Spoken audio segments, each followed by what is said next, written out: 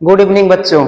तो आप सभी लोग अच्छे होंगे और उम्मीद किया जा रहा है कि आप सभी लोग अपने एग्जाम की तैयारी अच्छे से कर रहे होंगे। तो हम लोग जैसे CUT एग्जाम 2026 के लिए हर दिन कुछ न कुछ तैयारी कर रहे हैं और आपके लिए मेरे माध्यम से फिजिक्स और मैथ को हर दिन एक एक वीडियो अपलोड किया जा रहा है यूट्यूब पर। वीडियो अपलोड होने में थोड़ा समय लग जा रहा है, लेकिन बहुत जल्दी इसको हम मेंटेन कर लेंगे। तो आज हमारा जो टॉपिक रहेगा CUT 2026 एग्जाम का जो डोमेन सब्जेक्ट है फिजिक्स, हम उसी सब्जेक्ट को आगे कंटिन्यू करेंगे। यूनिट अपना इलेक्ट्रोस्टैटिक चल रहा है फिजिक्स में और टॉपिक हम लोगों ने भी कूलॉम्स लॉ को कवर किया है कल वाले लेक्चर में। आज उसी पे भी कूलॉम्स लॉ पे जैसा कि मैंने कहा था अभी और न्यूमेरिकल्स लगाएंगे, तो अभी 2 न्यूमेरिकल और हैं। उस 2 न्यूमेरिकल को ट्राई करने के बाद तो आज हम लोग पढ़ेंगे कि सुपरपोजिशन ऑफ चार्जेस। ठीक है, तो इसे कहते हैं कि अध्यारोपण का सिद्धांत, प्रिंसिपल ऑफ सुपरपोजिशन। जब कई सारे चार्ज आपस में मिलते हैं, ठीक है, तो सभी चार्ज आपस में मिलकर एक चार्ज पर कितना फोर्स अप्लाई कर सकते हैं, उन सब पर एक साथ यूनिटी फोर्स हम लोग फाइंड करने का आज उसके बेस पे सवाल लगाएंगे। तो यहाँ पे आपके सामने एक न्यूमेरिकल लिखा गया है। इस न्यूमेरिकल को देखिए, न्यूमेरिकल में क्या कह रहा है। पहले आप सभी लोग इसको अच्छे से पढ़ लीजिए, लिख लीजिए और यहाँ पे हम उसका सॉल्यूशन बताते हैं। क्वेश्चन क्या कह रहा है, एक इलेक्ट्रॉन है आपके पास, एक प्रोटॉन है। ठीक है, अब जानते हो इलेक्ट्रॉन जो होता है वह नेगेटिव नेचर का, प्रोटॉन पॉजिटिव नेचर का है ना। तो इलेक्ट्रॉन और प्रोटॉन इनके बीच में एक आकर्षण बल ही लगेगा, क्योंकि दोनों अलग अलग साइन के हैं, अपोजिट चार्ज है, अट्रैक्शन फोर्स। तो बताना है कि इलेक्ट्रॉन और प्रोटॉन में के त्वरण का मान कितना होगा, एक्सीलरेशन। इलेक्ट्रॉन का एक्सीलरेशन और प्रोटॉन का एक्सीलरेशन कौन होगा। और इलेक्ट्रॉन और प्रोटॉन दोनों के बीच की जो दूरी है वह 1 एंगस्ट्रॉम है। और यहाँ पर ध्यान देना है, मास ऑफ प्रोटॉन गिवन है क्वेश्चन में और मास ऑफ इलेक्ट्रॉन गिवन हो, लेकिन मैंने आपको कल सजेस्ट किया था प्लीज इसको mass of proton, mass of electron और दोनों पे चार्ज तो इक्वल ही होता है 1.6 10⁻⁻⁹ कूलम। तो उसको आप सभी लोग याद कर लीजिए। ठीक है, चलो शुरू करते हैं लगाने के लिए। उसके बाद फिर हम लोग एक दूसरा क्वेश्चन और ट्राई करेंगे इस पे, डाइलेक्ट्रिक कांस्टेंट पे। तो यहाँ पर एक इलेक्ट्रॉन है, क्वेश्चन में आपको 4 ऑप्शन आपको यहाँ सामने दिए गए हैं। पहले वाले क्वेश्चन का ऑप्शन ये है, इसमें से कौन सा ऑप्शन, तो इसमें से 2 ऑप्शन सही होगा। इस क्वेश्चन में 2 ऑप्शन सही होगा, एक इलेक्ट्रॉन के लिए, एक प्रोटॉन के लिए। ठीक है, तो एग्जाम में कोई एक ही पूछेगा, या तो इलेक्ट्रॉन का पूछेगा या तो प्रोटॉन का पूछेगा, इसलिए मैंने दोनों कंबाइन कर दिया है और दोनों ही आंसर इसी में है। कौन सा होगा, आइए ट्राई करते हैं। तो यहाँ आपके सामने देखिए, ये हो गया इलेक्ट्रॉन और ये हो गया प्रोटॉन। इलेक्ट्रॉन और प्रोटॉन इनके बीच में अट्रैक्शन फोर्स काम करेगा। कितना फोर्स काम करेगा, पहले उस फोर्स की वैल्यू फाइंड कर लो। ठीक है, इसका ध्यान रहे। और यहाँ पर जो चार्ज इलेक्ट्रॉन है, चार्ज प्रोटॉन है, दोनों पे ही कितना इलेक्ट्रॉन होगा, 1.6 10⁻⁻⁹ कूलम का चार्ज पाया जाएगा। Q1 Q2 की जो वैल्यू होती है। ठीक है, मतलब Q ऑफ E हो गया एंड Q ऑफ P हो गया प्रोटॉन। इस तरीके से दोनों की वैल्यू। अब इनके बीच की दूरी कितनी है, इनके बीच की जो दूरी है गिवन है, कितना है बताओ बच्चों लोग, कितना है, 1 एंगस्ट्रॉम है। तो R का मान कितना दिया है, इनके बीच की दूरी 1 एंगस्ट्रॉम है। तो बताओ, अब सिंस 1 एंगस्ट्रॉम में 1 एंगस्ट्रॉम को चेंज करो मीटर में। ठीक है, SI सिस्टम में तो कितना हो जाएगा, 10⁻⁻10 मीटर। ये याद होना चाहिए आपको, 1 एंगस्ट्रॉम में 10⁻⁻10 मीटर होता है। तो नेक्स्ट, अब यूजिंग कूलॉम्स लॉ, तो कूलॉम्स लॉ के इसको हम लोग सॉल्व करेंगे। बताओ कूलॉम लॉ क्या होता था, F = 1/4πε0 Q1 Q2 अपॉन में R²। यहाँ पर 1 न लिखकर यहाँ पे इलेक्ट्रॉन लिख लो, यहाँ पे प्रोटॉन लिख लो और दोनों की वैल्यू आपको वही सेम टू सेम वैल्यू है। F = क्वेश्चन में हम लोग प्लस माइनस का यूज नहीं करते हैं, पहले पता चल गया इसमें अट्रैक्शन फोर्स काम कर रहा है।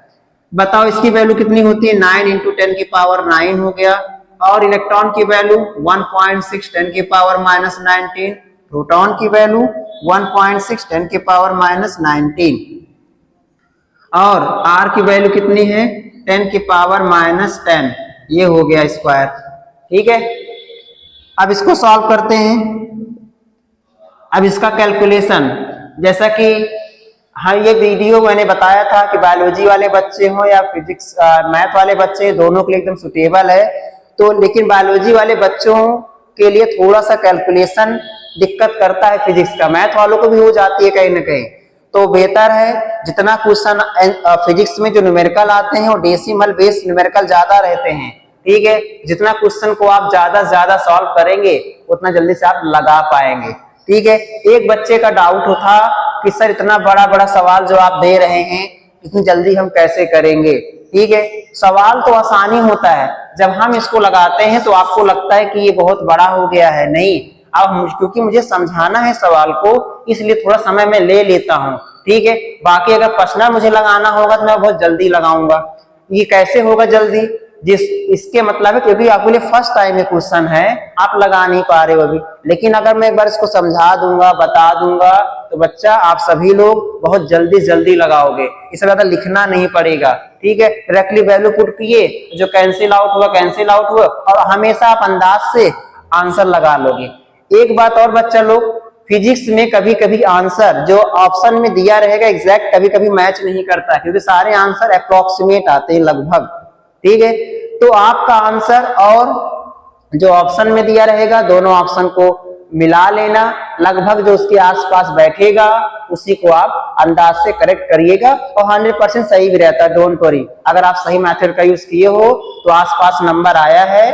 ठीक है, इसके पहले वाले लेक्चर में मेरा एक क्वेश्चन ऐसा था कि वहां पे कुछ आंसर अब एमसीक्यू में मिला नहीं होगा आप सभी को। उसके पहले वाले वीडियो में क्वेश्चन ऐसा था इसमें आपको चारों ऑप्शन नहीं दिखा होगा, तो लेकिन उसमें एक ऑप्शन रहा होगा जो बहुत उसके नजदीक दिखा होगा। ठीक है, तो हम अपने क्वेश्चन को आगे सवाल लगाते हैं। चलिए इसे कैंसिल आउट करिए, इसमें थोड़ा आसान हो गया, इसको सबको मल्टीप्लाई कर लो, बस केवल सॉल्व कर लो। ये कितना हो जाएगा 16 जा कितना हो जाएगा 256 हो गया, तो 9 इंटू 2.56 ये मल्टीप्लाई कर लिया दोनों। और यहाँ पे 19 कितना हो गया 38 हो गया, या पहले ही माइनस कर लो, 19 में 9 माइनस कर दो तो -10 हो गया, और -10 में -19 जोड़ दो तो -29 हो गया। ये सही है ना। अपॉन में कितना, ये मल्टीप्लाई हो जाएगा पावर 10 पावर -22 हो जाएगा, 20 हो जाएगा। अब इस पावर को आप ऊपर ले जाइए, तो इस पावर को आप ऊपर ले जाएंगे तो कितना हो जाएगा 9, इसको मल्टीप्लाई कर लीजिए साथ में, 9 6 कितना हो जाएगा बताओ 54 हो गया, 5 कैरी हो गया। ठीक है, 9 5 45, 45 में 5 50 हो गया, 5 कैरी हो गया, 9 2 18, 18 में 5, 18 5 कितना होगा 23, डेसिमल 1 2 यहाँ पे डेसिमल लग गया। और इस पावर को ऊपर ले जाइए, जब ये प्लस हो जाएगा पावर। अब इसको सॉल्व कर लीजिए तो 23.04 10 की पावर कितना आ गया -9 न्यूटन। ठीक है, तो इलेक्ट्रॉन और प्रोटॉन दोनों के बीच जो अट्रैक्शन फोर्स था कितना आ गया 23.04 इंटू 10 की पावर -9 न्यूटन। अब क्या निकालने के लिए बोल रहा है बच्चा क्वेश्चन में क्या बोला है, एक्सीलरेशन, त्वरण क्या फाइंड करना है, इनके बीच में एक्सीलरेशन फाइंड करना है, find the value of acceleration. ठीक है, तो एक्सीलरेशन कैसे निकालेंगे बताओ। अब आप लोग पढ़े होंगे छोटी क्लास में F इक्वल टू क्या होता है ma, F इक्वल टू क्या होता है ma, मास इंटू एक्सीलरेशन, बल बराबर द्रव्यमान गुणे त्वरण। तो कैसे इसको लगाओगे, यहां पर F इक्वल टू ma में तो किसका निकालना, हमको एक्सीलरेशन निकालना, तो A इक्वल टू क्या हो जाएगा F अपॉन में m हो जाएगा। तो एक्सीलरेशन अगर इलेक्ट्रॉन की बात करेंगे तो क्या हो जाएगा F अपॉन में m मास ऑफ इलेक्ट्रॉन हो जाएगा। इसकी वैल्यू पुट करेंगे हम लोग, F की वैल्यू आ चुका है 23.04 इंटू 10 की पावर कितना है बताओ -9 है। और मास ऑफ इलेक्ट्रॉन कितना है बच्चा, मास ऑफ इलेक्ट्रॉन मैंने यहाँ पे क्वेश्चन में लिखा था 9.11 10 की पावर -31, ठीक है केजी। अब इसको एक्सीलरेशन ऑफ इलेक्ट्रॉन, अब इन दोनों को डिवाइड कर लो।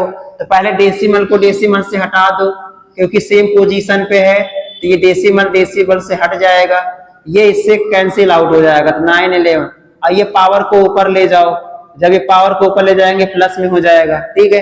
अब इसको डिवाइड करना तो आसान है ना, कितनी बार जाएगा ये लगभग बताओ, 2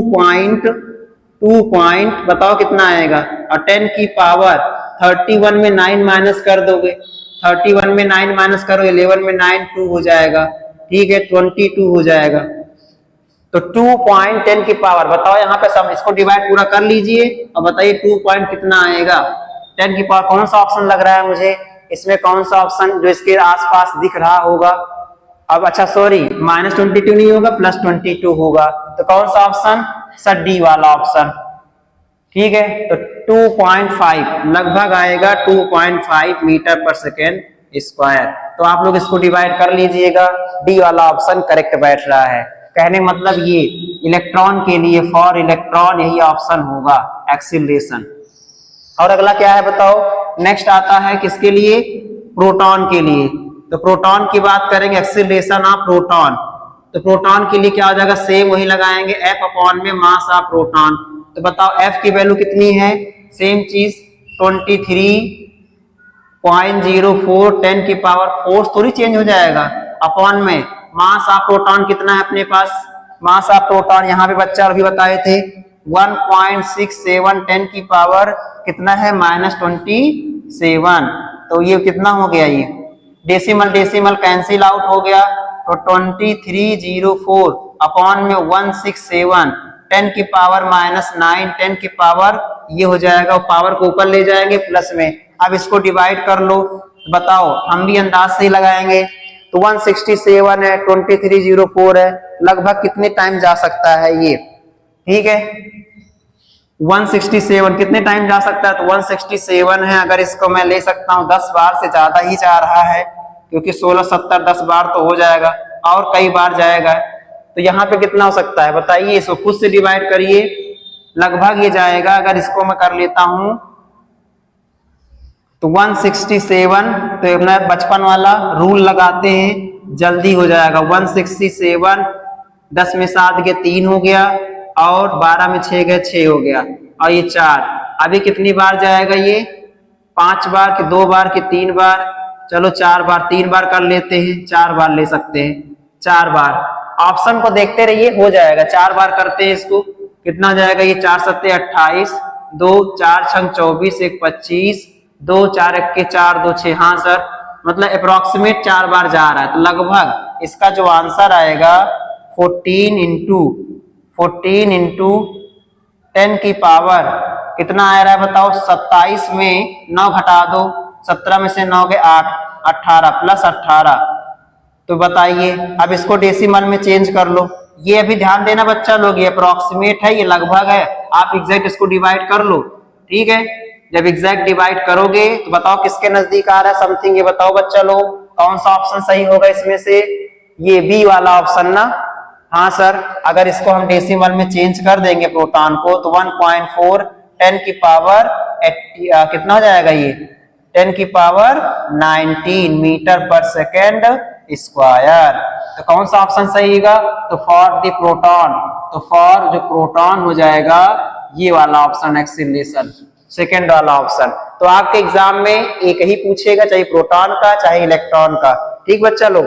तो फाइनली ये सवाल हम लोगों ने अच्छे से लगा लिया, सवाल बहुत ही आसान है, बस थोड़ा सा कैलकुलेशन में टाइम लग रहा है, ये सब तो आपको पता ही था। इसीलिए मैंने कहा था कि पहले मैं आपको एक बार क्विक रिवीजन कराऊंगा चैप्टर का, फिर जब न्यूमेरिकल पे आएंगे तो हम आसानी से सवाल को लगा सकते हैं। अब इसको आप अच्छे से नोट कर लीजिए, लगा लीजिए। अब हम बढ़ते हैं सेकेंड क्वेश्चन की तरफ, ठीक है।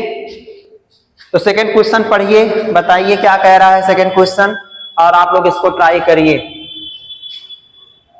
तो सेकेंड क्वेश्चन में क्या कह रहा है, आप सभी को मैंने पढ़ाया था इसके लिए कि डाइलेक्ट्रिक कांस्टेंट क्या होता है, परमिटिविटी क्या होता है, और रिलेटिव परमिटिविटी क्या होता है। उसमें हम लोगों ने एक रिलेशन भी फाइंड किया था, ठीक है। तो उस रिलेशन से बताओ क्या होगा। तो आप लोगों ने फार्मूला लिखा होगा, अब वो फार्मूला अगर लिखा है तो उसका आंसर मुझे बताएं क्या होगा, ठीक है। तो क्या कह रहा है सवाल, देखो बच्चा क्या कह रहा है, dielectric constant of water is 80. Dielectric constant of water is 80. What will be it's permittivity? तो परमिटिविटी का मतलब क्या होता है? विद्युतशीलता।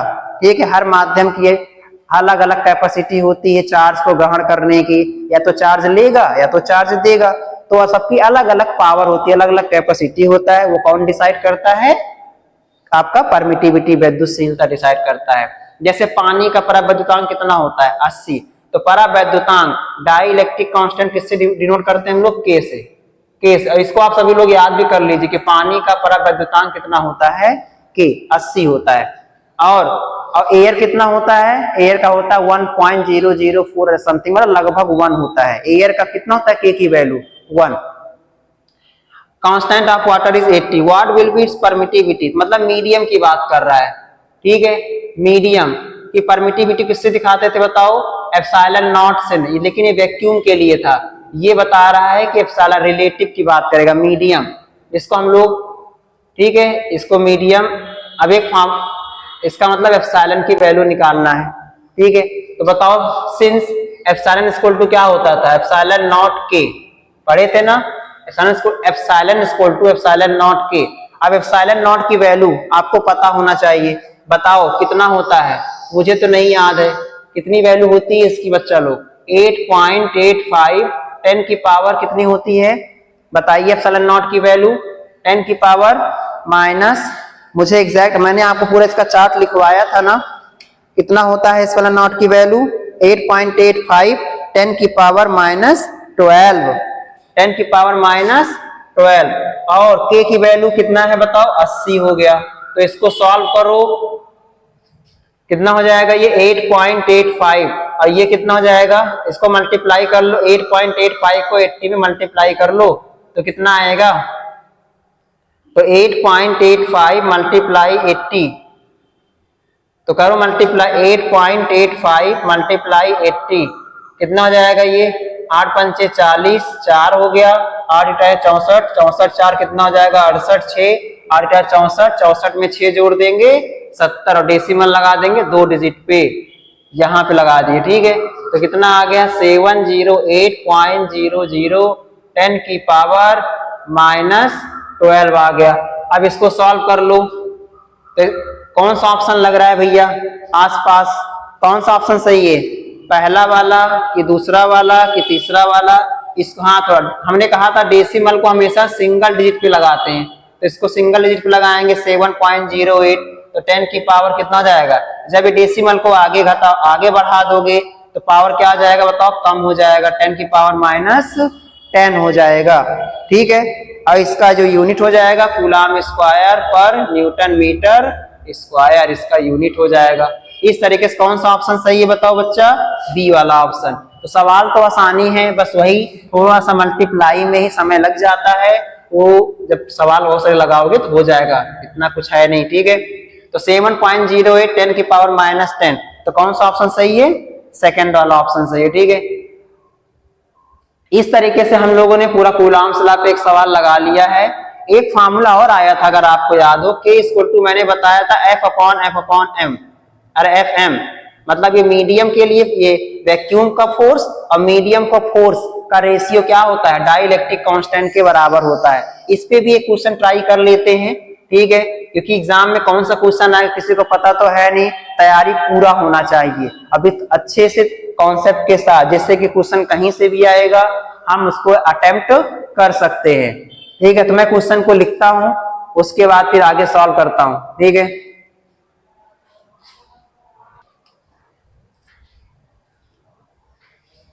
हाँ तो बच्चों हम लोग अब आगे कंटिन्यू करते हैं। तो यहाँ आपके सामने 2 क्वेश्चन लिखा है, 2 क्वेश्चन है, इस न्यूमेरिकल को हमको सॉल्व करना है और बताना है कौन सा ऑप्शन सही है। पहले हम इसको सॉल्व नहीं करेंगे, ठीक है, क्योंकि इसमें से थोड़ा सा एक आपको डेफिनेशन मुझे बताना, उसके बाद इस क्वेश्चन को सॉल्व करेंगे। लेकिन ये वाला क्वेश्चन आप इजीली लगा सकते हो। ये वाला क्वेश्चन एक बार पढ़िए और फिर तुरंत आपका सवाल ये लगेगा। आपको देखने में बड़ा लग रहा है लेकिन लगाना बहुत ही आसान है, 1 मिनट में कितना सवाल आपका लग जाएगा।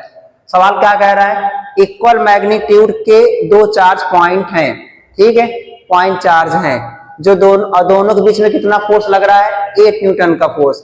लेकिन रिपल्सन, ठीक है, प्रतिकर्षण हो रहा है। इसका मतलब है दोनों अलग अलग चार्ज के हों, अलग अलग साइन, एक ही साइन के हैं दोनों।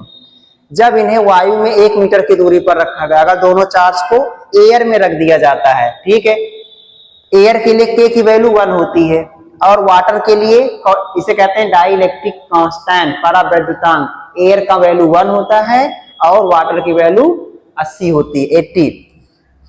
अगर मान लो इसी चार्ज पार्टिकल को उठा के पहले कहाँ रख दिया जाए, वाटर में रख दिया जाए। अभी एयर में है, जब एयर से वाटर में रखोगे तब हमको बताना है कि इनके चार्ज के बीच में जो फोर्स ऑफ रिपल्सन है, क्या वो बढ़ जाएगा कि घट जाएगा। चलो चेक करते हैं। अब मैंने बताया था मीडियम में जो चार्ज होता है वो डिपेंड कर, चार्ज होता है उस पर कितना फोर्स लगेगा, कितना फोर्स कम होगा, कितना ज्यादा होगा, ये मीडियम का नेचर डिसाइड करता है। मीडियम का नेचर कौन डिसाइड करता है, ये परावैद्युतांक, डाइलेक्ट्रिक कांस्टेंट, के की वैल्यू। चलो देखते हैं। इंग्लिश मीडियम वाले इस क्वेश्चन को नोट कर लेंगे, मैं इसको मिटा देता हूं, ठीक है, क्योंकि सवाल लगाने के लिए स्पेस नहीं है अपने पास, तो इसको मैं हटा देता हूं। चलिए क्या कह रहा है, तो हम लोगों ने एक फॉर्मूला पढ़ा था, since dielectric constant, dielectric constant, इसको मैंने अच्छे से एक्सप्लेन किया था कैसे आया था ये फॉर्मूला। डाइलेक्ट्रिक कांस्टेंट से कहते हो परावैद्युतांक, डाइलेक्ट्रिक कांस्टेंट से कहते हो आप लोग परावैद्युतांक, ठीक है। क्या होता है, के इक्वल टू, ये हो गया एयर के लिए एफ एयर अपॉन में एफ मीडियम, ऐसे करते थे ना। मतलब फोर्स में अगर किसी भी चार्ज पार्टिकल को जब एयर में रखोगे तब कितना फोर्स लगेगा और जब मीडियम में रखोगे तब कितना फोर्स लगेगा। शॉर्ट फॉर्म में इसको लिख सकते हो एफ ए अपॉन में, यहाँ पे मीडियम क्या है आपका, वाटर है। मैंने बताया था एयर और वैक्यूम के लिए सेम टू सेम वैल्यू होता है, 1/4 pi epsilon not Q1 Q2 upon में R स्क्वायर, ऐसे फिर 1/4 पाई एप्सिलॉन नॉट के Q1 Q2 upon R square, दोनों को डिवाइड करेंगे तब ये वाला फार्मूला बनेगा ना। तो आप लोग सेकेंड लेक्चर में मैंने इसको बताया ये फार्मूला बना कैसे, आप वहां से इसको देख सकते हैं अगर अभी तक नहीं देखे। तो बताओ फिर हमें क्या फाइंड करना है यहाँ पे, तो हियर हमें क्या पता है, बताओ एफ ऑफ ए, मतलब एयर में कितना फोर्स लग रहा है, 8 न्यूटन का फोर्स लग रहा है। हमको वाटर में कितना फोर्स, चार्ज के रिपल्सन फोर्स कितना होगा वो बताना है। चलो वैल्यू पुट करो, तो हमें बताना है एफ डब्ल्यू, इसका मतलब एफ डब्ल्यू की जो वैल्यू है वह एफ ए अपॉन में के हो जाएगा, इंटरचेंज कर दो। तो बताओ एफ डब्ल्यू की वैल्यू, एफ ऑफ ए की वैल्यू कितनी है, 8 हो गया, और के की वैल्यू कितना है, 80 हो गया, ठीक है। अब इसको डिवाइड कर लो तो 1/10 हो गया।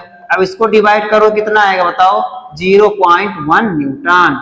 तो कौन सा ऑप्शन सही है बताओ, दूसरा ऑप्शन सही है, 0.1 न्यूटन। तो सवाल देखो, देखने में सवाल बड़ा था लेकिन लगाना आसान है।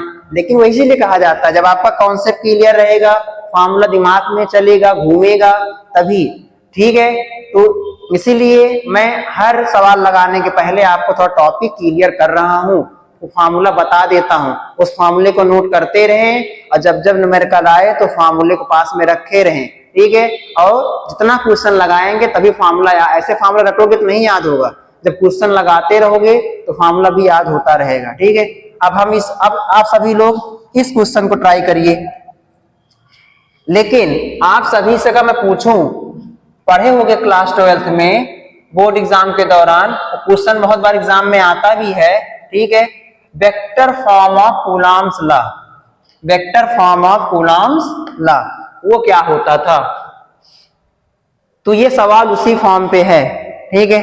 तो मैं पहले आपको बता देता हूं vector form of Coulomb's law, vector form of Coulomb's law, Coulomb law या कूलम लॉ जो भी आप पढ़ते हो भैया, ठीक है। कूलॉम नियम का सदिश रूप, कूलॉम नियम का सदिश रूप। ये सवाल इतना बड़ा है लेकिन ओनली कॉन्सेप्चुअल सवाल है, देख के तुरंत आंसर इसका बताओगे भैया, इसको बता दूंगा मैं। कूलॉम का सदिश रूप क्या होता है बताओ, आपने पढ़ा होगा सर, कूलॉम ने क्या किया, कूलॉम फोर्स 2 टाइप का होता है, एक रिपल्सन फोर्स, एक अट्रैक्शन फोर्स होता है ना। ये अगर मान लो एक चार्ज पार्टिकल है, यहाँ पर एक चार्ज पार्टिकल है और यहाँ पे एक चार्ज पार्टिकल है, तो इनमें या तो भैया अट्रैक्शन फोर्स F12 लगेगा, या तो इसमें क्या लगेगा, इधर को फोर्स लगेगा एक F21। इस तरीके से ना आप लोग पढ़े होंगे कूलॉम्स लॉ में। मतलब पहले चार्ज पार्टिकल पे दूसरा फोर्स अप्लाई करेगा और दूसरे चार्ज पार्टिकल पे पहला फोर्स अप्लाई करेगा, इस तरीके से। अभी यहाँ पे क्या होगा बताओ, रिपल्सन हो रहा है। इसका मतलब है ये चार्ज पार्टिकल सेम साइन, ध्यान देना सेम है दोनों, चाहे प्लस प्लस होंगे चाहे माइनस माइनस होंगे, ठीक है। तो यहां पर इक्वल साइन लिया गया है, फॉर इक्वल साइन, ठीक है। एक बात और ध्यान देना है, जब फोर्स ऑफ रिपल्सन होगा इक्वल साइन में क्या होता है बताओ, रिपल्सिव फोर्स काम करता है, रिपल्सिव फोर्स होगा, रिपल्सिव फोर्स। इस रिपल्सिव फोर्स की जो वैल्यू होती है, ठीक है, यहां पर ध्यान देना है, जो Q1 Q2 रिपल्सन के लिए इस Q1 Q2 की वैल्यू क्या होगा, 0 से ज्यादा होता है या 0 से कम होता है, ठीक है। इनमें से बताओ, अगर आपको याद हो क्लास 12th में, तो इनमें से बताइए क्या होता था, इन दोनों में क्या लगता है, ठीक है। अगर यही चीज बता देता हूं मैं इस चार्ज पार्टिकल के लिए, सर अगर मान लेते हैं अगर चार्ज पार्टिकल में अट्रैक्शन हो रहा है, ये चार्ज पार्टिकल में अट्रैक्शन, अगर इनके बीच में क्या होगा बताओ, अट्रैक्शन होगा चार्ज पार्टिकल के बीच में, ठीक है। F12 हो गया F21, इस तरीके से। तो यहां पर हो गया चार्ज Q1 चार्ज Q2, इनके बीच में क्या हो रहा है बताओ, अट्रैक्शन फोर्स काम कर रहा है। अब ये जो अट्रैक्शन फोर्स होता है, यहाँ पर डिफरेंट साइन का यूज किया गया है, तो यहाँ पर क्या होगा बताओ, अट्रैक्टिव फोर्स होगा, अट्रैक्टिव फोर्स, ठीक है। अट्रैक्टिव फोर्स में क्या होता है, for the attractive force, for attractive force, इसका ध्यान देना है कि जब भी अट्रैक्टिव फोर्स की बात करेंगे तो आप सभी लोग एक बात का विशेष ध्यान दीजिएगा कि अट्रैक्टिव फोर्स के लिए कभी इसको ऑप्शन में पूछ सकता है कि Q1 और Q2 की वैल्यू क्या होती है। तो अट्रैक्टिव फोर्स के लिए Q1 Q2 की जो वैल्यू है वह लेस देन क्या होता है, 0 होता है, लेस देन क्या होता है, 0 होता है, इसको ध्यान रखना। अट्रैक्टिव फोर्स के लिए लेस देन 0 होता है और रिपल्सिव फोर्स के लिए ग्रेटर देन 0 होता है, इसका थोड़ा सा ध्यान दीजिएगा। हो सकता है यही टिक करने के लिए ऑप्शन में आ जाए, कूलॉम्स लॉ में क्या कंडीशन है रिपल्सिव फोर्स के लिए। तो रिपल्सिव फोर्स के लिए मतलब प्रतिकर्षण बल, इसे क्या कहते हैं बताओ, प्रतिकर्षण बल।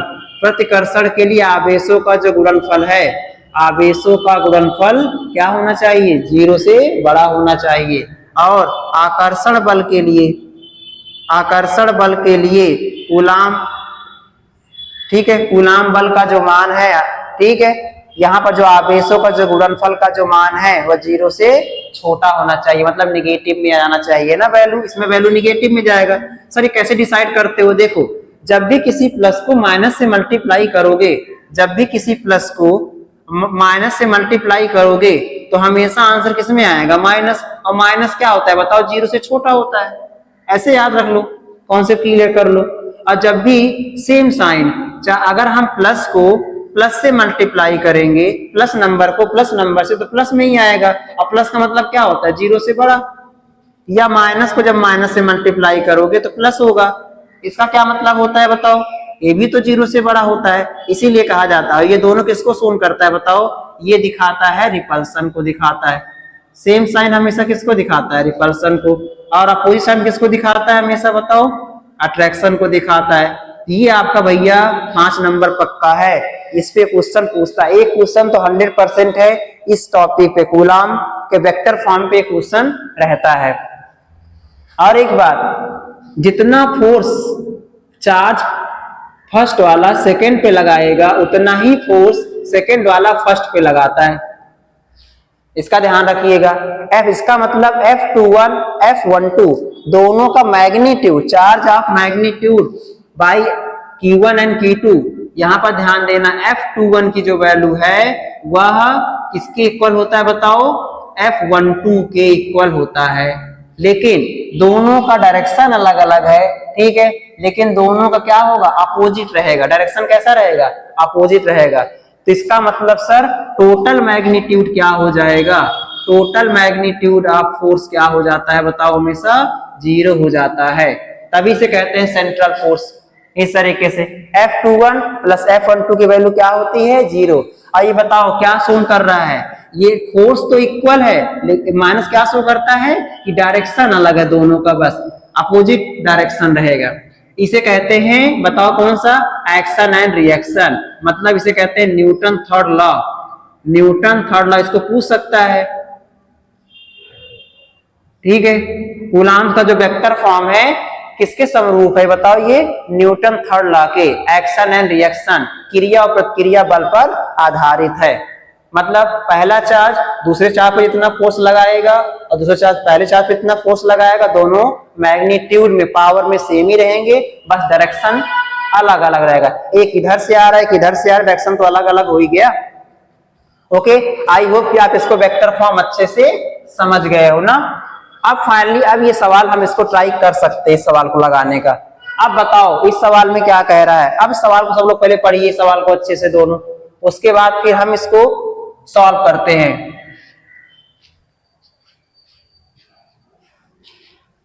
तो क्या कह रहा है क्वेश्चन, पढ़िए एक बार। एक बात और बच्चा, ये जो सवाल आया हुआ है आपके सीयूटी एग्जाम में, ये वाला, इस सवाल को दो फॉर्म में सवाल आया हुआ है। या तो पूछेगा, क्या कह रहा है, दो स्पीयर है अपने पास, दो स्पीयर है, दो स्पीयर है, ठीक है। 0.4 माइक्रोकूलम, 0.4 माइक्रोकूलम का है एक छोटे गोले पर किसी अन्य छोटे आवेश गोले पर, इसका कितना है बताओ, -0.8 माइक्रोकूलम। इसका मतलब इन दोनों के बीच में क्या होगा बताओ, इन दोनों के बीच में सर अट्रैक्शन फोर्स काम करेगा, अट्रैक्शन फोर्स काम करेगा, ठीक है। दूसरे गोले पर पहले तो कितना फोर्स लग रहा है बताओ, इनमें दिया हुआ है कितना, कितने न्यूटन का बताओ, 0.2 न्यूटन का फोर्स लग रहा है। तो अभी मैंने बताया जितना पहला स्पीयर ये जितना इस पे फोर्स लगाएगा उतना ये भी इस पे फोर्स लगाएगा, न्यूटन थर्ड लॉ। इसका मतलब क्वेश्चन क्या कह रहा है, तो आपको बताना है कि दूसरा गोला, दूसरा गोले पर पहले गोले के कारण कितना बल लग रहा है। यहाँ पे दिया क्या है बताओ, पहले स्पीयर, ये छोटा स्पीयर जो है बड़े अन्य छोटे स्पीयर पे कितना फोर्स लगा रहा है, 0.2 न्यूटन का। तो Newton third law conceptual question है, ऑप्शन कौन सही हो जाएगा, जितना सर पहला लॉ लगा रहा था उतना ही दूसरा लॉ लगाएगा। कौन सा ऑप्शन सही हो जाएगा, सी वाला सर ऑप्शन सही हो जाएगा, 0.2 Newton by vector sum of Coulomb's law, उसी से लग गया ना, एक्शन एंड रिएक्शन लॉ से, ठीक है। ये दो तुरंत सवाल लग गया, सवाल सिर्फ देखने में इतना बड़ा था। अब कह रहा है लो, अब सवाल चेंज कर दिया, कह रहा है दोनों गोलों के बीच की दूरी, फोर्स तो नहीं बदला लेकिन इनके बीच की दूरी तो बदल जाएगी ना, तो हमको इनके बीच की दूरी बताना है, क्या होगा, ठीक है। इनके बीच की दूरी बताना है, ये गोला ए हो गया, गोला बी हो गया, स्पीयर ए स्पीयर बी। तो बताओ इसके लिए हमको लगाना ही पड़ेगा कूलम्ब्स लॉ, पूरा सॉल्व करना पड़ेगा। तो जानते हैं सेंसर F इक्वल टू क्या होता है, 1/4 pi epsilon not Q1 Q2 upon में क्या होता है R स्क्वायर। यहाँ पर 1 ना लेकर A और B लिख ले रहा हूं मैं, ठीक है। तो यहाँ पर QA की वैल्यू कितना है, 0.4 माइक्रोकूलम, और एक माइक्रो को चेंज करेंगे कूलम में, माइक्रोकूलम में कितना होता है 10⁻⁻6, एक माइक्रोकूलम बराबर 10⁻⁻6 कूलम। और उसके बाद सेकेंड वाला आएगा, कितना आएगा बताओ, 0.8 माइक्रोकूलम गिवन है, तो इसको चेंज कर लो कूलम में, तो 0.8 10⁻⁻6 कूलम हो गया। अब इनके बीच की दूरी बताना है हमको, तो फोर्स पता है, तो सिंस सबकी वैल्यू पुट करो यहाँ पे। F की वैल्यू कितना है बताओ, 0.2 हो गया, और इसकी वैल्यू कितना होता है 9 × 10⁹। अब यहाँ से देखिएगा, और A की वैल्यू कितना है 0.4 10⁻⁻6, और B की वैल्यू कितना है 0.8 10⁻⁻6, अपॉन में कितना हो गया बताओ R स्क्वायर। अभी सर इसको वैल्यू फाइंड करना है, तो R को मैं इधर कर देता हूं, तो R स्क्वायर इक्वल टू, इसको मल्टीप्लाई कर लो, तो 9 × 8 4 जा 32 हो गया, तो 0.32 हो गया, और उसके बाद पावर 10⁻9, और ये 6 ऐड हो गया 10⁻−12 हो गया, अपॉन में क्या हो जाएगा 0.2 नीचे लाएंगे, ठीक है। मैंने इंटरचेंज कर लिया दोनों को। अब इसी को सॉल्व कर लो, इसको मल्टीप्लाई करो, या एक काम करो डेसिमल को हटा भी सकते हो, काम डेसिमल को काट देते हैं पूरा, ये कैंसिल आउट, पहले डेसिमल को हटा लो, ये डेसिमल डेसिमल कट गया, ठीक है। तो यहाँ पे 0 बढ़ा लिए, तो ये कितना आ गया 932 अपॉन में कितना आ गया 20 और मल्टीप्लाई कितना हो जाएगा ये बताओ। 12 में 9 माइनस कर दो -3। अब इसको सॉल्व कर लो सर, कितना हो जाएगा ये बताओ। ये काम करो, जीरो को इसमें से हटा दो, इसमें इसको मल्टीप्लाई कर लो। एक काम 2 10 हो गया और 2 16 हो गया। अब 16 तो 9 इंटू 16, ठीक है। ये 10 की पावर -3 और ये 10 को ऊपर ले आओ तो 10 की पावर -1 हो जाएगा। अब बताओ इसकी वैल्यू क्या आ जाएगी सर। आर स्क्वायर की जो वैल्यू आ गई, आर स्क्वायर की जो वैल्यू आ गई कितना आ जाएगा 16 9 कितना होता है बताओ 144 होता है। या मल्टीप्लाई नहीं भी करोगे तो कोई दिक्कत नहीं है। और 10 की पावर कितनी हो गई बताओ, 3 में 1 जोड़ दो कितना हो गया -4 हो गया। तो आर की वैल्यू कितना हो जाएगा √9 इंटू 16 10 की पावर -4। आर स्क्वायर, जब भी स्क्वायर को हटाएंगे तो यहाँ पे क्या लगेगा स्क्वायर रूट। बताओ 9 का वर्गमूल कितना होता है 3 होता है, 16 का वर्गमूल 4 होता है और 4 का कितना हो जाएगा -2 हो जाएगा। तो आर की वैल्यू कितना आ गया 4 तिहाई 12 10 की घात -2 मीटर। तो क्या ये ऑप्शन कोई दिख रहा है इसमें से? नहीं सर, अभी तो इसमें से कोई ऑप्शन नहीं दिख रहा है। ये तो लग रहा है डेसिमल में जाएगा। तो क्या डेसिमल में जा रहा है बताओ। देखिए इसको लिखेंगे 0.12 न्यूटन, 0.12 मीटर। या इसको एक काम करते हैं 10 की पावर -2 मीटर है ना, इसका मतलब सेंटीमीटर में चेंज कर लो कितना आएगा 12 सेंटीमीटर। मतलब आर का मान कितना आ गया 12 सेंटीमीटर। यही ऑप्शन सही होगा। तो कौन सा ऑप्शन सेंटीमीटर बताओ 12 सेंटीमीटर, क्योंकि 1 सेंटीमीटर में 0.01 मतलब 10 की पावर -2 मीटर होता है। चेंज कर लिया गया। आसान है सवाल ना। ये सवाल 2 रूप में पूछ सकता है आपसे। फाइनली हम लोगों का अच्छे से, बहुत अच्छे से, ठीक है, हम लोगों ने कूलाम फोर्स एक टॉपिक चार्ज क्लियर कर लिया, एक टॉपिक नेक्स्ट हम लोग कूलाम फोर्स अच्छे से क्लियर कर लिया। अब हमारा नेक्स्ट टॉपिक रहेगा जो हम लोग पढ़ने वाले हैं, वो रहेगा कौन सा बताओ अध्यारोपण का सिद्धांत। उस पे 3-4 सवाल बनते हैं। अध्यारोपण के सिद्धांत जो सवाल बनेगा ना बच्चा लोग, वो सवाल देखने में बड़े बड़े रहेंगे, फिगर टाइप के सवाल रहेंगे, लेकिन आंसर तुरंत आ जाता है, सवाल पढ़ते ही आ जाता है, पता चल जाता है। ठीक है, तो हम लोग शुरू करते हैं अध्यारोपण का सिद्धांत। ठीक है, इसको आप लोग नोट कर लीजिए अच्छे से। अध्यारोपण का सिद्धांत शुरू करते हैं।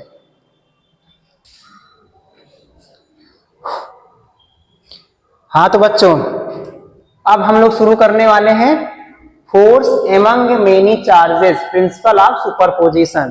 तो ये कूलाम्स लॉ तो हो चुका है। अब उसके आगे का टॉपिक हम लोग शुरू कर रहे हैं, जिसे कहते हैं अध्यारोपण का सिद्धांत। वैसे कहते हैं हिंदी में बहुलावेशों पर लगा बल।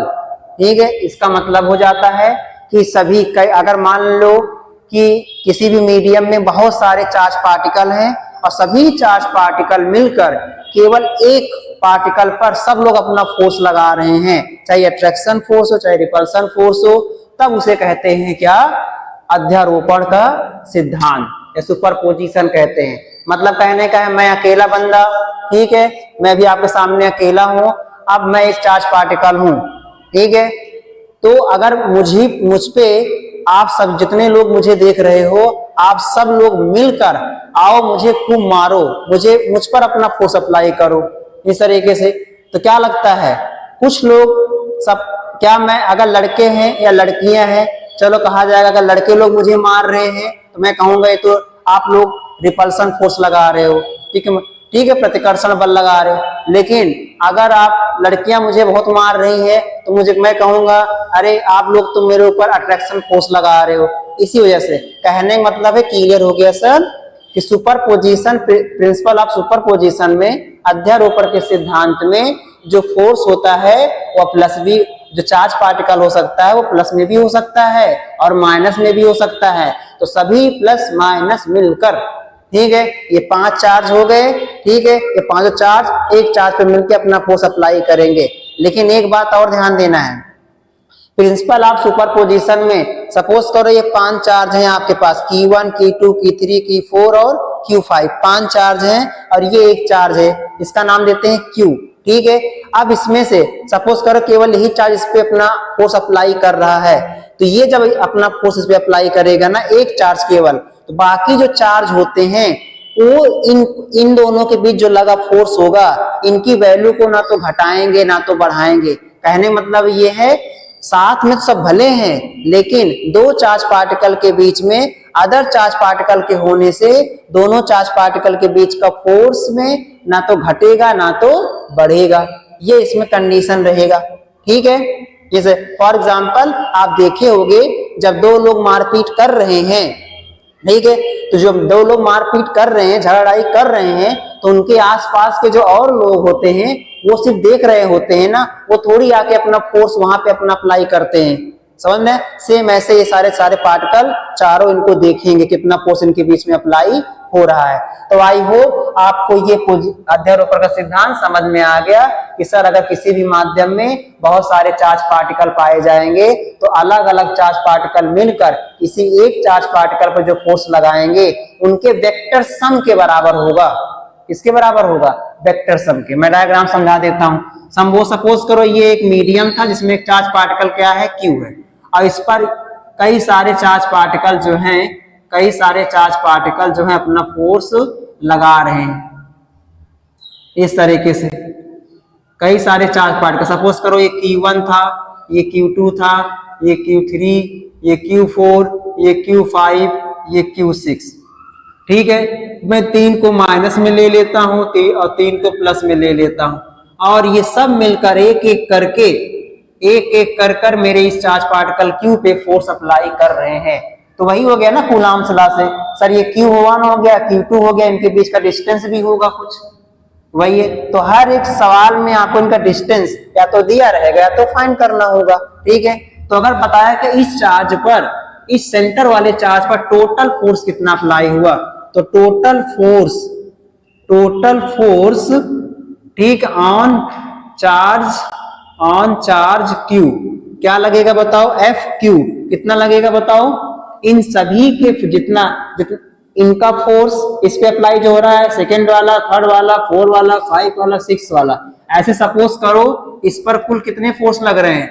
इस पर सपोज करो N फोर्स लग रहे हैं। तो टोटल फोर्स कितना लगा इस सिस्टम के ऊपर? कितना फोर्स? सर इस पे लगा Q1, Q2, Q3, Q4 dot dot dot Qn, इस तरीके से। तो फोर्स के फॉर्म में लिख दें, सॉरी मैंने चार्ज के फॉर्म में लिख दिया, तो ये हो गया क्या बताओ? 1 वेक्टर F1 वेक्टर F2 ऐसे करके vector F3 dot dot dot vector sum के बराबर होगा n वेक्टर। ये हो जाएगा अध्यारोपण का सिद्धांत। समझ में आया ना? चाहे ये एक एक करके इस पे फोर्स लगाएं, चाहे सब मिलकर फोर्स लगाएं, दोनों का मैग्नीट्यूड बराबर होता है, इसका ध्यान रखिएगा। ठीक है, और मैंने बता दिया जब ये Q3 इस पे फोर्स लगा रहा था तो बाकी जो है चार्ज पार्टिकल उनको इनके फोर्स से कोई लेना देना नहीं है। बस चलो इसका भी ध्यान देना है। ठीक है, पूछ सकता है क्वेश्चन को कंसेप्चुअल चीज बना के ऐसा करके। तो फाइनली आपको अध्यारोपण का सिद्धांत समझ में आ गया है। अब आप सभी लोग देखिए यहाँ पे बगल में सवाल दिया गया है, अब इस क्वेश्चन को पढ़ के इसका जवाब देना है आपको। पढ़िए क्या है, समझिए। हिंदी मीडियम नीचे आपके लिए क्वेश्चन लिखा गया है, इंग्लिश मीडियम ऊपर आपके लिए, दोनों ही सेम है। दोनों पढ़ लेंगे, एक बार दोनों पढ़ लिया करिए तो क्वेश्चन आपको एकदम अच्छे से क्लियर हो जाएगा। क्योंकि इंग्लिश मीडियम वाले को भी कुछ चीजें नहीं आती है इंग्लिश में, और हिंदी मीडियम वालों को तो बहुत कुछ इंग्लिश में नहीं आती है। ये तो बड़ा दुर्भाग्य है हमारे हिंदी मीडियम बच्चों का कि उनको इंग्लिश में थोड़ा सा बहुत दिक्कत होता है। लेकिन अब वो दिक्कत दूर करना है, बाइलिंगुअल पढ़ाई करना है आपको। ठीक है, चलो बताओ क्या कह रहा है। सर 3 चार्ज पार्टिकल हैं, Q1, Q2, Q3, और सभी का मैग्नीट्यूड क्या है? Each of magnitude Q are placed at the vertices of an equilateral triangle. मतलब 3 चार्ज पार्टिकल हैं जिनमें से प्रत्येक Q के बराबर है। लो भैया Q1, Q2 एंड Q3, इसका Q1, Q2 और Q3 तीनों की वैल्यू क्या है? सेम है। लो भैया तीनों ही सेम है, और सब बताओ सब प्लस प्लस प्लस में है। इसका मतलब तीनों ही चार्ज पार्टिकल जो है मिलकर, ठीक है, रिपल्सन फोर्स बनाएंगे। ये तीनों की वैल्यू Q हो गया। आगे क्या कह रहा है? Length of each side of triangle. कौन सा ट्रायंगल लिया गया बताओ? समबाहु त्रिभुज, इक्विलैटरल। तो एक ट्रायंगल बना दो, इक्विलैटरल ट्रायंगल बना दो। सवाल का आंसर तुरंत अभी आ जाएगा, लेकिन मैं तो समझाना चाह रहा हूं सवाल लगेगा कैसे। ये हो गया भैया सर, इसका नाम दे दो, इसका यहाँ पर ए हो गया, बी हो गया एंड सी हो गया। इक्विलैटरल ट्रायंगल है, तीनों साइड बराबर, हर एक साइड का लेंथ दिया होगा, ठीक है। ईच साइड क्या है बताओ, एल है, ए भी एल है, ए भी एल है, ए भी एल हो गया, ठीक है। आप द सेम नेचर, लो भैया, और इसका क्या फाइंड करना है बताओ, find the resultant force on charge. ये चार्ज कहां पर है, placed at the centroid. Centroid का मतलब क्या होता है, त्रिभुज का केंद्रक। त्रिभुज का केंद्रक कैसे बनता है, ये भैया, ये त्रिभुज का केंद्रक होता है। कोणों का जो मध्य बिंदु, कोणों का जो माध्यिका होगा, ऐसे करके कोणों के विभाजन से जो यहाँ बन रहा है सेंटर, ये हो जाएगा इसका केंद्रक, सेंट्रॉयड हो जाएगा, सी हो जाएगा।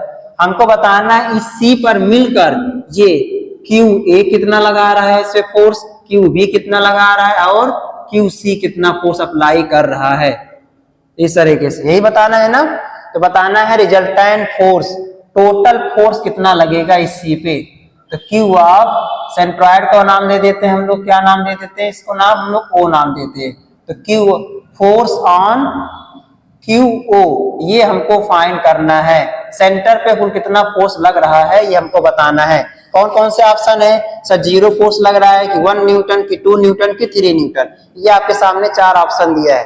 कैसे लगाओगे बताओ, तो देखिए कूलम, पहले आपको पता करना है ये इस पे कितना फोर्स लगा रहा है, ये यहाँ पे कितना चार्ज है बताओ, यहाँ पे क्यू चार्ज है, ये मैंने ओ मान लिया। तो इनके बीच में कितना फोर्स लग रहा है, क्यू और क्यू के बीच में, इसमें कितना लग रहा है, इसमें कितना लग रहा है। तो अगर आप गौर करो, पहली बात, समबाहु त्रिभुज में ये सब दूरियां क्या होती हैं, बराबर होती हैं।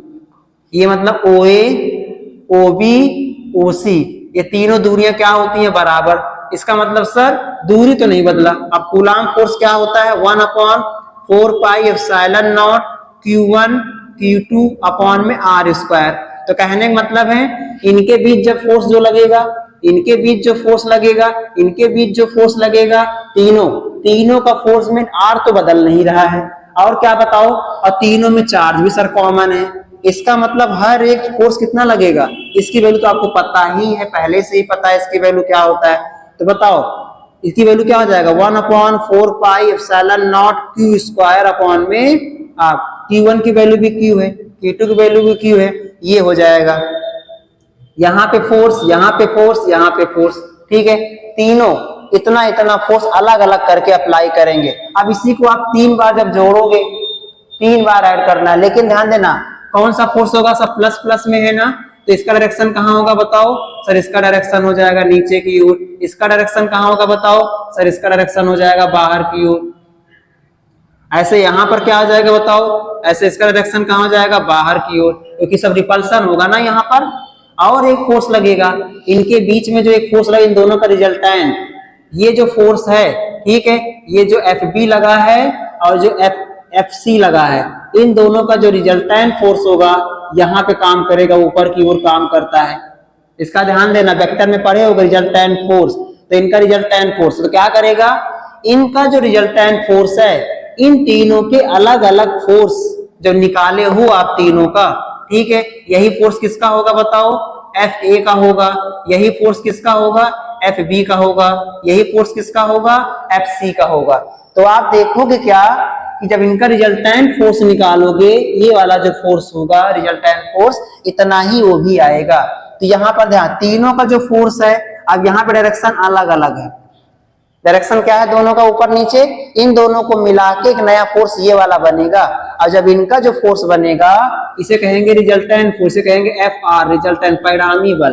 तो इस फोर्स का मान और इस फोर्स का मान दोनों क्या आएगा, बराबर आएगा। इसका मतलब इसमें एक्शन और रिएक्शन होगा, और जब एक्शन एंड रिएक्शन होगा तो इसका जो परिणामी बल होगा क्यू पर, एफ क्यू पे जो फोर्स लगेगा वो क्या हो जाएगा, 0। यहाँ पे कौन सा लगेगा, वही एक्शन एंड रिएक्शन फोर्स की रूल से, ठीक है, वेक्टर सम प्रॉपर्टी से। एक बात हमेशा ध्यान है, मैंने समझा तो दिया कॉन्सेप्चुअल, लेकिन पूरा भी इसको लगाने का भी एक तरीका होता है। लेकिन जब भी ऑप्शन में आएगा, ठीक है, कॉन्सेप्चुअल तरीके से आपको लगाना है, क्योंकि इसमें ध्यान देना, अगर शॉर्ट फॉर्म में याद रखे रहना, डिस्टेंस नहीं चेंज हो रहा है, चार्ज नहीं चेंज हो रहा है, तो सिस्टम पे टोटल फोर्स हमेशा 0 होगा। इसका हमेशा ध्यान रखें। अगर R नहीं बदला और चार्ज नहीं बदला तो पूरे सिस्टम का क्लोज सिस्टम, और ये क्या है बताओ, एक क्लोज सिस्टम है। ये कौन सिस्टम बताओ, ये क्लोज सिस्टम। और क्लोज सिस्टम के द्वारा टोटल परिणामी बल का जो मान होता है हमेशा 0 होता है। बंद निकाय के द्वारा लगा बल, जो बंद निकाय में जो फोर्स होता है, इलेक्ट्रिक फोर्स जो होता है, इलेक्ट्रोस्टैटिक फोर्स, वो हमेशा कितना होता है बताओ, 0 होता है। इसका हमेशा ध्यान रखोगे तो हर एक सवाल लग जाएगा। इसमें कौन सा ऑप्शन सही हो जाएगा बताओ सर, 0 न्यूटन। ओके, बाकी अगर आपको इसका पूरा अच्छे से सॉल्यूशन चाहिए तो मुझे कमेंट कर दीजिए, सर प्लीज इस क्वेश्चन का पूरा डिटेल में सॉल्यूशन बता दीजिए, तो मैं आपको बता दूंगा। लेकिन मैंने कंसेप्चुअल आपको बता दिया है। बाकी एनसीईआरटी बुक में आप इसको अच्छे से पढ़ सकते हो, एनसीईआरटी बुक का सवाल है ये। अब नेक्स्ट सवाल हम आपको इस तरीके के 2 सवाल और देंगे। तो जब भी इस तरीके का सवाल आएगा उसमें मैक्सिमम चांस है अगर आर और क्यू नहीं बदला तो उसका आंसर 0 ही आएगा। तो 2 सवाल और प्रैक्टिस कर लेते हैं जल्दी से इस पे, ठीक है।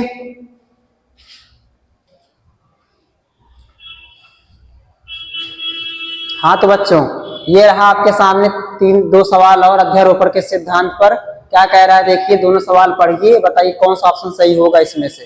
पहला वाला सवाल क्या कह रहा है, किसी समबाहु त्रिभुज के शीर्षों पर स्थित, 2 समबाहु बोल दिया है, equilateral triangle same to same, और सभी का आवेश क्या है बताओ, एक का क्यू है, पहले वाले पे क्यू है, फिर माइनस क्यू है। मतलब चार्ज का मैग्नीट्यूड तो एक ही है भाई, बदल नहीं रहा है। मैंने कहा था कि चार्ज का मैग्नीट्यूड, चार्ज नहीं बदलेगा, डिस्टेंस नहीं बदलेगा तो हम 0 मान लेंगे उसको भैया, टोटल फोर्स। तो क्यू क्यू माइनस क्यू पर विचार कीजिए, तीनों आवेशों पर कुल कितना बल लगेगा, ठीक है। मतलब बताना 3 चार्जेज हैं, क्यू क्यू माइनस क्यू। आपको बताना जो वर्टेक्स है उसके वर्टेक्स पर एक पे क्यू है, एक पे क्यू है, एक पे माइनस क्यू है चार्ज है। तो बताना इक्विलैटरल ट्रायंगल जिसका साइड भी पता है एल, साइड भी क्या है बताओ L, what force will act on total charge, ठीक है। वैसे भी साइड तो इक्वल होता भी ना भी दिया होता तब भी हम साइड एक्स मान के लगा लेते। तो क्या कर सकते हैं बताओ, अब ये आ गया इक्विलैटरल ट्रायंगल, इक्विलैटरल ट्रायंगल, ठीक है।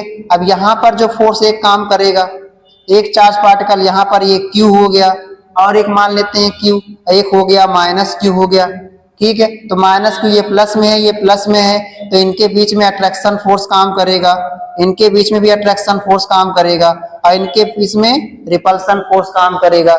लेकिन चूंकि इक्विलैटरल ट्रायंगल है तो डिस्टेंस तो सभी का इक्वल ही है, आर क्या है सभी का, आर इक्वल होगा, ठीक है। आर तो इक्वल ही है ना। और पूरा सिस्टम कैसा है बताओ, क्लोज्ड भी है।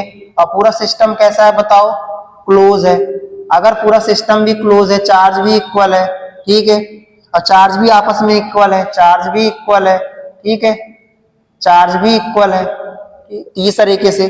तो तीनों चार्जों का जब सम निकालेंगे अध्यारोपण के सिद्धांत से, तीनों को जोड़ेंगे, ठीक है, इनमें जो फोर्स होगा, इसका नाम अगर मान लो ए है, इसका बी है, इसका सी है, तो वेक्टर एफ ए और वेक्टर एफ बी और वेक्टर एफ सी, तीनों का जो सम आएगा कितना आएगा, वो हमेशा 0 ही आएगा। समझ में आया ना। तो आंसर कौन सही हो जाएगा बताओ सर, 0 न्यूटन। ये सी वाला ऑप्शन इसका सही हो जाएगा। याद रहेगा ना, जल्दी सवाल लग जाएगा। सवाल सिर्फ देखने में बड़ा रहेगा और फटाक से अब एग्जाम में आता है तो 0 पे टिक कर देना फटाक से, ठीक है। अब आगे, अब देखो इसमें नंबर दे दिया है, अब देखो बताओ इसमें कैसे लगेगा, क्या है, इसमें भी 0 आंसर है, कुछ और अदर आएगा। हाँ बच्चा लोग एक बार ध्यान देना इसमें सवाल में, लेकिन कभी कभी सवाल को बदल के पूछ सकता है कि हर एक वर्टेक्स पर, शीर्षों पे देख, इस पे कितना फोर्स है, इस पे कितना फोर्स है, इस पर कितना फोर्स है। इसको जब अलग अलग फाइंड करोगे तो इन दोनों का जो फोर्स है, ठीक, वो तो सेम आएगा, इनका फोर्स अलग आएगा। ऐसा क्यों? क्योंकि इनका जो फोर्स होगा वो पहली बात तो क्या है, नेगेटिव नेचर में है, और इन दोनों का अलग। तो एनसीईआरटी बुक में इसको अच्छे से दिया गया है, एक बार आप जरूर उसको पढ़ ले तो कॉन्सेप्ट एकदम अच्छे से क्लियर हो जाएगा, ठीक है। लेकिन तीनों जब जोड़ोगे फोर्स हमेशा 0 आएगा। इसका मतलब एफ ऑफ सी का जो फोर्स होगा, F of A F of B के दोनों के सम के क्या होगा, इक्वल होगा। ये दोनों वेक्टर सम प्रॉपर्टी इसमें लगाना पड़ेगा, तब ये वेक्टर सम प्रॉपर्टी से इसका जो फोर्स होगा रिजल्टेंट परिणामी बल, इसके परिणामी बल के क्या होगा, बराबर आएगा। लेकिन डायरेक्शन अलग अलग करके आए, इससे पहले भी सवाल में बताया था आपको। सेम यहाँ देखो, बताओ कि कैसे लगेगा ये वाला क्वेश्चन। पढ़िए, बताइए कैसा होगा, उसका आंसर क्या आएगा। क्या सभी का चार्ज सेम है? हाँ सर, इसमें क्या है, भुजा किसी वर्ग ए बी सी, स्क्वायर लेना है। एक मैंने स्क्वायर ले लिया, एक मैंने स्क्वायर ले लिया। स्क्वायर में ऑल साइड इक्वल होता है। अब इसके जो वर्टेक्स हो गए, शीर्ष जो हो गए, ठीक है, एक हो गया Q A, Q B and Q C, और ये हो गया, क्या हो गया बताओ बच्चा, क्यू डी हो गया ना। अब इनमें क्या कह रहा है, भुजा के वर्ग ए बी सी डी के शीर्ष वर्ग के केंद्र पर, यहाँ पे वर्ग का केंद्र, तो केंद्र कैसे बनाना है, खींचना पड़ेगा हमको डायगोनल, विकर्ण खींचना पड़ेगा। ये जो डायगोनल होगा इसका, ठीक है, यहाँ पे इसका डायगोनल हो गया विकर्ण, ये इसका केंद्र हो गया। केंद्र को मान लेते हैं O हो गया। तो क्या करना है, बताना है वर्ग के केंद्र पर रखे एक कूलाम आवेश। यहाँ पर एक कूलाम, केंद्र पर जो चार्ज है, केंद्र पर चार्ज कितना है टोटल बताओ, 1 माइक्रो कूलाम है। अब बाकी इन सब का भी वैल्यू दिया गया है, कितना दिया गया बताओ, पहले वाले का दिया गया है 2 माइक्रो कूलाम, और दूसरे वाले का 5 माइक्रो कूलाम, तीसरे वाले का क्या है बताओ 2 माइक्रो कूलाम, और चौथे वाले का फिर -5 माइक्रो कूलाम, इस तरीके से, ठीक है ना। तो यहाँ पे -5, यहाँ पे -5, मतलब इसमें क्या होगा बताओ, दोनों की वजह से क्या हो जाएगा, इसमें रिपल्सन हो जाएगा। नहीं, अगर इसकी बात करें इसके अकॉर्डिंग, तो इसमें अट्रैक्शन हो जाएगा, इसमें भी अट्रैक्शन हो जाएगा ना, क्योंकि ये वाला प्लस नेचर का है। सेंटर पे जो चार्ज है, सेंटर पे जो चार्ज है वह किस नेचर का है बताओ, अभी प्लस नेचर का, 1 माइक्रो कूलाम है ना। हाँ, तो देखो भैया, आर तो सेम ही है सभी में, आर तो बदला नहीं, आर की वैल्यू क्या है बताओ, सभी में सेम है। पहली बात तो सर, सबके बीच की दूरी क्या है बताओ, बराबर है। अब भुजाएं आपस में भी बराबर होती हैं, बराबर भुजाएं भी है। आर का मान सेम हो गया, चार्ज का मान देखो, ये देखो यहाँ पे चार्ज दोनों सेम है ना, तो ये बताओ इनका क्या हो जाएगा, ये इनका मैग्नीट्यूड निकाल लो, यहाँ पे फोर्स निकाल लो कितना आएगा, यहाँ पे फोर्स निकाल लो, यहाँ पे फोर्स निकाल लो, यहाँ पे बारी बारी से 4 बार फोर्स निकालो, उसके बाद सबको जोड़ो। जब सबको जोड़ोगे बच्चा ना, ठीक है, कूलाम नियम से सभी का सम क्या आएगा, 0 के बराबर आएगा। इसका मतलब इसमें जो टोटल फोर्स आएगा वह ये जो FA, FB और FC और साथ में FD, इन चारों फोर्स का मान सब क्या आएगा, 0 के बराबर। वैसे भी ये क्लोज सिस्टम बना रहा है, मैंने बता चुका है, डिस्टेंस भी नहीं चेंज हो रहा है, चार्ज भी है, अपोजिट एंड इक्वल है, अपोजिट एंड इक्वल, ठीक है। तो दोनों में क्या हो जाएगा बताओ, मैंने तीनों सवाल लगाया है, तीनों सवाल में 0 न्यूटन 0 न्यूटन 0 न्यूटन, इसका ध्यान रखना। इसका मतलब किसी भी बंद निकाय, एक नोट आप नोट करके रखे रहिए, मैं उसको लिख देता हूं कि किसी भी बंद निकाय के होगा जो होगा, किसी भी बंद निकाय पर लगने वाले, इसी को नोट कर लीजिए बस, किसी भी बंद निकाय पर इसे कहते हैं क्लोज सिस्टम, जिसे कहते हैं क्लोज्ड सिस्टम, किसी भी बंद निकाय क्लोज सिस्टम पर लगने वाले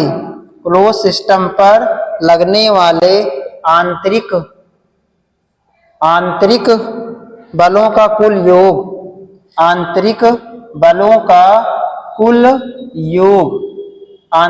का कुल योग शून्य होता है। क्या होता है, शून्य होता है, इसका ध्यान रखिएगा, ठीक है। इस तरीके से फाइनली हम लोगों ने अध्यारोपण का सिद्धांत पे सवाल अच्छे से सॉल्व कर लिया है। इस पे एक सवाल रहेगा आपके एग्जाम में, अध्यारोपण के सिद्धांत पे सवाल बड़े बड़े रहेंगे, लेकिन मैक्सिमम प्रोबेबिलिटी है कि आंसर 0 ही आएगा, ठीक है। और सवाल आप और ट्राई करिए, ठीक है। बाकी मैंने बताया था कि YouTube के जो आप वीडियो देख रहे हो, डिस्क्रिप्शन में जाइए, वहां पे आपको टेलीग्राम चैनल का लिंक दिया रहता है, उस लिंक पे क्लिक करिए, ग्रुप पे ज्वाइन करिए, मैं आपको उस पे सारा वीडियो, सारा नोट्स शेयर कर दूंगा, ठीक है। आप जुड़े रहिए हमसे, और जो भी दिक्कत होता है कमेंट करते रहिए। ऐसे आप लोग हमारे साथ पढ़ते रहिए, कहीं पर भी पढ़ाई करो, बस पढ़ने से मतलब है, तैयारी करो। हम जो पढ़ा रहे हैं इसमें बस इसी मकसद से कि मैं आपको कुछ हेल्प कर पाऊंगा, क्योंकि बहुत बच्चे थे हमारे, हम एक ही दो बच्चों के लिए वीडियो शुरू किए थे, लेकिन अब धीरे धीरे बहुत लोग इसको पसंद कर रहे हैं, लोग देख रहे हैं, कमेंट कर रहे हैं, तो उसके लिए बहुत बहुत धन्यवाद। ऐसे हमारे साथ जुड़े रहिए और बच्चा बस अच्छे से पढ़ के अच्छी यूनिवर्सिटी में प्रवेश लीजिए, क्योंकि मैंने बताया था कि अच्छी यूनिवर्सिटी का मतलब यही हो जाता है, जब पहली बार आप अपने घर से दूर भी जाओगे, थोड़ा सा घर का, अपने परिवार का अहमियत पता चलेगा जब घर से दूर जाओगे, और हॉस्टल की जिंदगी क्या होती है। उस यूनिवर्सिटी में कई कैटेगरी के लोग आएंगे, छोटे घर से लेकर बड़े घर तक, चाहे लड़के हो चाहे लड़कियां, सभी आपको दिखाई देंगे, ठीक है। वहां पर आपको एक अलग ही जिंदगी पता चलेगी। इसीलिए मैं कहता हूं कि अगर जब ग्रेजुएशन करना है तो बेहतरीन यूनिवर्सिटी से करते क्यों नहीं है। इस तो आप अच्छे, इसके लिए एक ही तरीका है, CUT एग्जाम, ठीक है। 10 मई के बाद 10 मई तक का समय है, तो बिना लापरवाही किए अभी 1-1.5 महीना जो बचा है उसको अच्छे से मेहनत के साथ आप उसको पढ़ना शुरू कर दीजिए। डोमेन सब्जेक्ट पे ज्यादा फोकस करिए, बाकी आपका जो एप्टीट्यूड टेस्ट होगा उसको मैं इस संडे को भी सिलेबस डिस्कस करूंगा इस संडे को, और मैं आपको उसको बताऊंगा कैसे पढ़ना है, और जितना हो सकेगा मैं आपके लिए करूंगा, ठीक है। तो तैयारी करते रहिए, पढ़ते रहिए, साथ में जुड़े रहिए, और इस वीडियो में क्या प्रॉब्लम हो रही है कमेंट करते रहिए। हम भी सीख रहे हैं, खूब सुधार भी कर रहे हैं, आप भी हमारे साथ जुड़े रहिए। थैंक यू, धन्यवाद। हंसते रहें, मुस्कुराते रहें और खूब पढ़ते रहें।